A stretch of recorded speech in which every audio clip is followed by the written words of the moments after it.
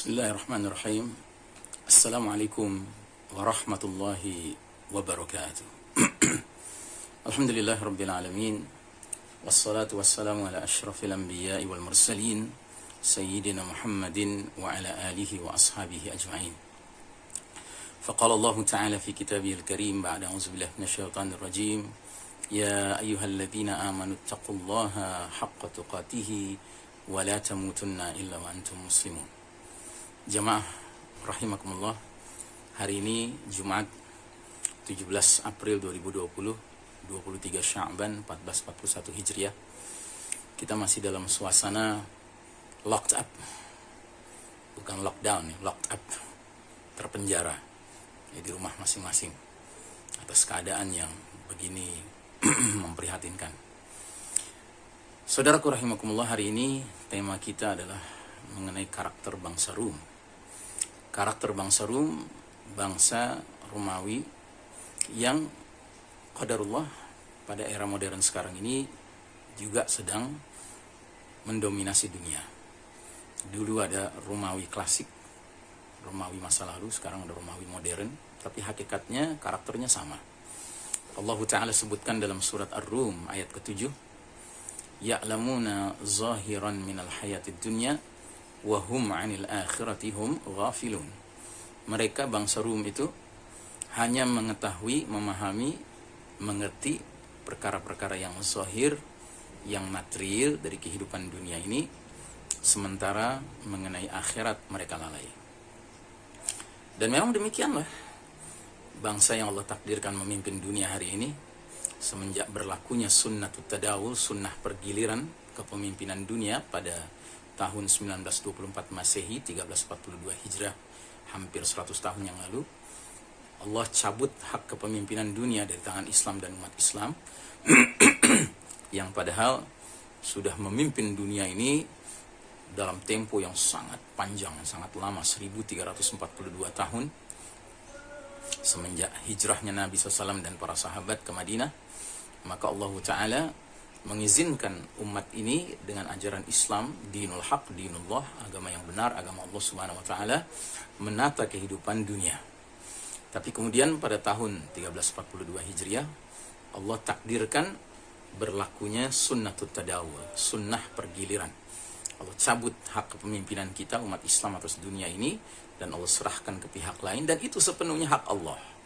Allah berhak memberikan kekuasaan pada siapa yang dia kehendaki, Allah cabut dari siapa yang Allah kehendaki. Itu hak Allah. Ya, kita sebagai hamba harus menerima itu sebagai takdir. Ya, jadi Allah izinkan ya, kaum Yahudi Nasrani memimpin dunia, sementara kaum muslimin ya Allah izinkan berada dalam posisi kalah seperti sekarang. Namun yang paling penting sudah barang tentu adalah setelah menerima realita kekalahan ini, namun mental kita tidak boleh menjadi mental yang kalah, mental yang babak belur. Secara realitanya kita sebagai umat babak belur sekarang, tetapi mental kita tidak boleh babak belur. Kita harus tetap memiliki mentalitas yang optimistik, yang istiqamah, yang sabar, sebagaimana Allah berfirman dalam surat Ali Imran 139, wala tahinu wala tahzanu wa antumul a'launa in kuntum mu'minin. Janganlah kamu merasa hina dan janganlah kamu bersedih hati, sedangkan kalian adalah orang-orang yang tertinggi derajatnya di sisi Allah Ta'ala, in kuntum mu'minin, jika kalian benar-benar beriman. Dalam ayat yang lain lagi, Allah menggambarkan bahwasanya seandainya kalian merasakan luka, derita, kekalahan, sesungguhnya mereka pun, kaum kafir, merasakan luka, derita, kekalahan sebagaimana yang kalian rasakan. Watarjuna minallahi ma la yarjun. Akan tetapi kalian mengharapkan dari Allah apa yang mereka tidak harapkan. Kita mengharapkan ridha Allah, kita mengharapkan rahmat Allah, sedangkan mereka sebatas dunia yang mereka harapkan. Karenanya saudaraku rahimakumullah, sekalipun Allah sedang mentakdirkan kita dalam kondisi kalah seperti sekarang, apalagi kemudian kita dipaksakan untuk masuk dalam perangkap permainan ya, COVID-19 ini, ya, di mana kemudian dengan alasan virus ini, berbagai tatanan kehidupan kita mengalami proses pengacak-acakan. Ya, beribadah kita menjadi tidak sebagaimana mestinya. Kita bisa ke masjid berjamaah, Kalaupun ada yang ke masjid berjamaah, ada so-called soft distancing, sesuatu hal yang nggak pernah dicontohkan Nabi. Kemudian sholat Jumat juga harus di rumah, ya, atau barangkali tidak sholat Jumat. Jadi ini semua adalah keadaan yang terjadi karena Allah izinkan ya kaum kafir Yahudi Nasrani memimpin dunia. Ya, Allah ingin menguji kita, istiqomahnya kita, kesabaran kita. Nah, saudaraku rahimakumullah, faham yang mereka miliki adalah faham materialisme dan sekularisme. Materialisme adalah faham yang menganggap bahwasanya segala sesuatu hal yang kebendaan jauh lebih penting daripada yang lain-lainnya. Bahkan dia menjadi tolok ukur satu-satunya tentang kemuliaan, tentang kesuksesan, tentang keberhasilan. Begitu juga dengan sekularisme. Sekularisme adalah faham dunia oriented. Sehingga tolok ukur keduniaan itulah yang menentukan mulia tidaknya seseorang, aman tidaknya seseorang, selamat tidaknya seseorang. Padahal dalam kacamata Al-Quranul Karim, kita orang-orang beriman ini punya cara pandang yang jauh berbeda. Allah gambarkan dalam surat Ali Imran 185, kullu nafsin dha'iqatul maut. Tiap-tiap yang bernyawa pasti merasakan kematian. Wa innama tuwaffawna ujurakum yaumal qiyamah. Dan sesungguhnya hanya di hari berbangkit kelak nantilah disempurnakannya ganjaran-ganjaran bagi kalian, balasan-balasan bagi kalian. Faman zuhziha 'anil nari wa udkhilal jannata faqad faz.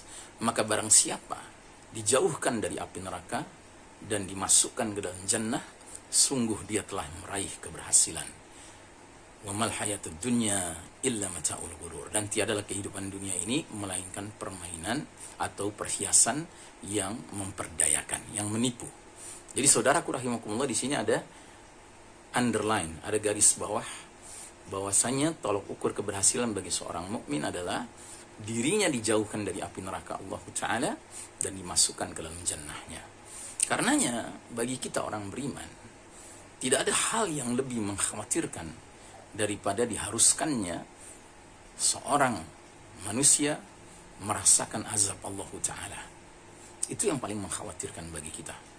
Karenanya ada doa panjang diajarkan Nabi SAW, yang diantara bahagian penting dari doa itu berbunyi, wala taj'al musibatana fi dinina. Ya Allah, jangan engkau jadikan musibah yang menimpa kami dalam urusan agama kami.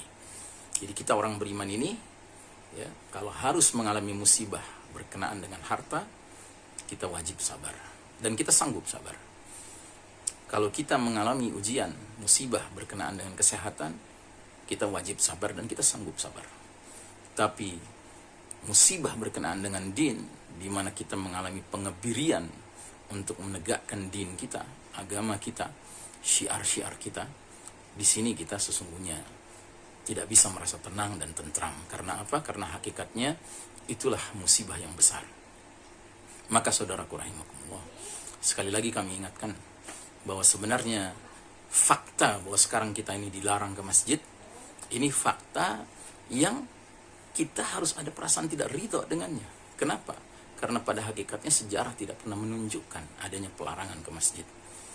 Di zaman dahulu terjadi ta'un, kita dengar kabar-kabar dari catatan sejarah bahwa masjid-masjid menjadi sepi.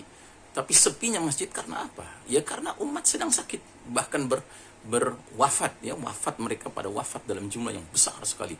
Tapi tidak pernah ada larangan sekalipun untuk datang ke masjid. Ya, karena apa? Karena memang masjid itu harus tetap tegak, ya, yang namanya ibadatullahi wahdah. Saudaraku rahimakumullah, adapun logika materialisme dan sekularisme hari ini sedemikian rupa berlindung di balik sains, berlindung di balik ilmu, ya, telah merubah tatanan kehidupan kita. Suatu hal yang amat sangat menyedihkan, ya.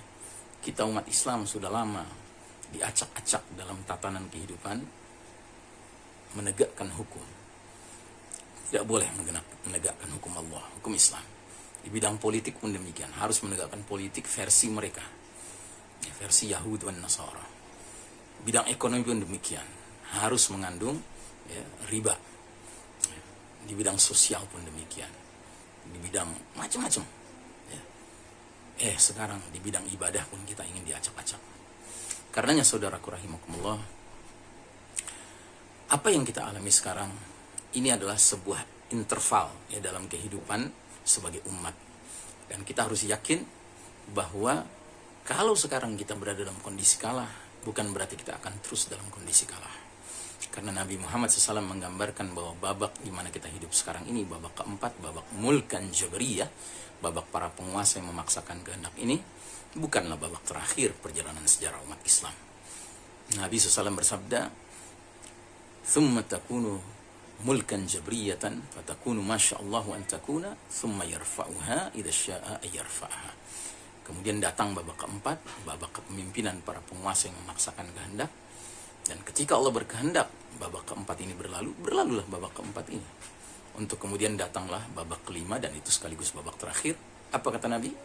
"Thumma takunu khilafatan ala minhajin nubuwah." Kemudian agar tegak kembali kekhalifahan yang mengikuti metode kenabian. Jadi saudaraku rahimakumullah, cepat atau lambat, sesungguhnya babak kelima itu akan datang. Nah, tugas kita sebagai mukmin hari ini adalah mengokohkan diri untuk tetap bersikap barak kepada pemaksaan-pemaksaan dari kaum kufar ini. Ya, jangan sampai kita ikut-ikutan menganggap sudahlah untuk selanjutnya kita nggak perlu berjabatan tangan ketika berjumpa. Sudahlah untuk selanjutnya kita tidak perlu lagi bersemangat sholat ke masjid. Sudahlah untuk selanjutnya kita nggak perlu lagi bersilaturahim dengan saudara-saudara kita. Ya, sudahlah untuk selanjutnya lebih baik kita terus-menerus di dalam rumah saja. Ya, tidak perlu kita meninggalkan rumah kita. Padahal sesungguhnya ini keadaan yang sifatnya abnormal. Ini bukan keadaan yang normal. Keadaan yang normal adalah ya kullun ya'malu ala syakilatih, masing-masing beraktivitas sesuai dengan kondisinya masing-masing. Tapi sekarang ini ada penyeragaman. Ya, karena pada akhirnya memang tatanan yang dikembangkan oleh al-Yahud dan Nasara ini ingin mengarahkan semua manusia masuk ke dalam kotak yang sama, sebagaimana gambarnya itu, kotak piramida tunggal, ya, yang berujung kepada segitiga, gambar mata tunggal di dalamnya, yang berarti memang ini tatanan seolah ingin menggelar karpet merah penyambutan, ya, the one-eyed creature, makhluk bermata sebelah, yang tidak lain bagi kita umat Islam adalah Ad-Dajjal. Ya. Karenanya sekali lagi kami mengutip ucapannya Ahmad Thompson, penulis Muslim berkebangsaan Inggris, yang menulis buku dengan judul Dajjal the Antichrist. Buku ini sudah diterjemahkan ke bahasa Indonesia dengan judul yang berbunyi Sistem Dajjal. Dan buku ini di dalamnya membongkar ya, aspek demi aspek kehidupan dunia modern hari ini, yang kalau kita perhatikan baik-baik, ternyata semua aspek kehidupan tanpa kecuali ingin dibangun atas fondasi kekufuran. Kekufuran apa? Kekufuran Dajjal. Ya, sehingga Dajjal yang akan menjadi diagungkan, dianggap sebagai the savior, sang penyelamat, sang juru selamat, al-Masih, the Messiah. Ya. Saudaraku rahimakumullah, Dajjal belum datang, tetapi sistem ini sudah bertingkah laku seperti Dajjal. Dia merasa dia yang sangat kuat, the all-knowing, yang sangat tahu segala sesuatu, the all-seeing, yang sangat bisa memantau segala sesuatu, ya kan? Dan dia yang merasa paling berkuasa. Karenanya dia yang menetapkan semua aturan-aturan. Siapa yang mau ikut aturannya akan dimudahkan hidupnya di dunia. Siapa yang tidak mau mengikuti aturannya akan dipersulit, diberikan sejenis neraka bagi mereka. Saudaraku rahimakumullah, marilah kita kokohkan rasa cinta kita kepada Allah sebelum yang lain-lainnya, rasa patuh kita kepada Allah sebelum kepada yang lain-lainnya, dan rasa takut kita kepada Allah sebelum kepada yang selainnya.